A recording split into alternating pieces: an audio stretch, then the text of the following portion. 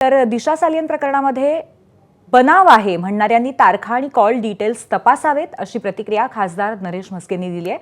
तर पुरावे नसल्यानेच Aditya ठाकरेंना clean chit देण्यात आली. मी आदित्य ठाकरेंची पाठराखण करत नाहीये अशी प्रतिक्रिया शिंदेंच्या शिवसेनेचे नेते संजय गायकवाड यांनी दिली आहे. तर जनतेच्या मूळ प्रश्नाला बगल देण्याचा प्रयत्न सरकार करतंय अशी टीका नाना पटोलेंनी केली आहे. एका मुलीच्या आईबापाला न्याय द्यावा अशी मागणी आम्ही राज्य सरकारकडे करत आहे. त्यांनी तारखा दिलेल्या आहेत. फोन रेकॉर्ड, CCTV, त्यांची ठिकाणं कुठे कुठे होती ती तपासा.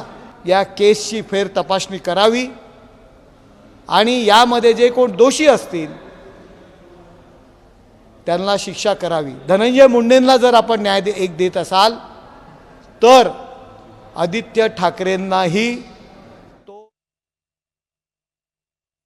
जनतेचे मूळ प्रश्नाला बगल देण्यासाठी सरकार हा प्रयत्न प्रत्येक अधिवेशनात करताना आपण पाहतो आहे. महाराष्ट्रामध्ये जो गुजरात पॅटर्न या सरकारने जो आणलेला आहे त्याचंच हे चित्र आहे.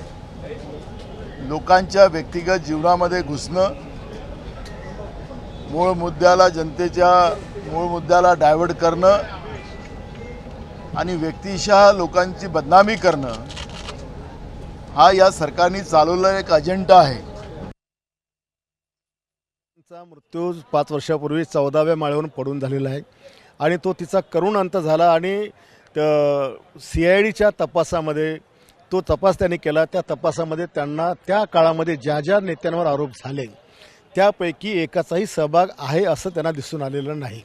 मी पाठराखण करत नाही. तपास यंत्रणेने जो अहवाल दिला मी त्याच्यावर बोलत आहे आणि जे सत्य आहे ते मी बोलत आहे. त्याच्यामुळे आदित्य ठाकरेंची पाठराखण करायची किंवा नारायण राणे साहेबांच्या निलेश राणे साहेबांना विरोध करायचा असला याच्यामध्ये भाग नाही आहे. पण एखादी दुर्घटना आहे आणि त्या दुर्घटनेला मर्डरचं स्वरूप करून ज्याचा काही संबंध नाही त्याचं नाव घेतलं हे मला वैयक्तिक माझ्या मनाला पटत नाही. ABP माझा, उघडा डोळे बघा नीट.